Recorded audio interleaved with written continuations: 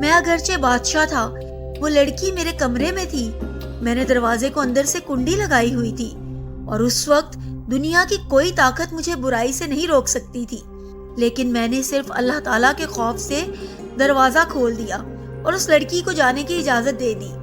یہ سب سن کر وہ نوجوان مفتی مسکرایا اور اس نے قرآن پاک کی سورۃ النازعات کی آیت نمبر 40 اور 41 کی تلاوت فرمائی۔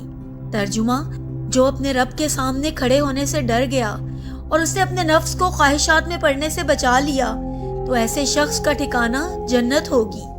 اس کے بعد نوجوان نے بادشاہ سلامت سے کہا، میں آپ کو گارنٹی دیتا ہوں کہ آپ جنتی بھی ہیں اور آپ کی طلاق بھی نہیں ہوئی۔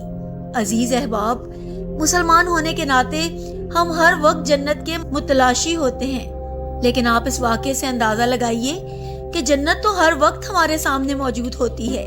اس کے لیے صرف ایک چیز کی ضرورت ہوتی ہے، اور وہ یہ کہ ہم خوف خدا کی وجہ سے ہر اس گناہ سے توبہ کریں جس کو کرنے کی ہمارے اندر طاقت اور قدرت موجود ہوتی ہے۔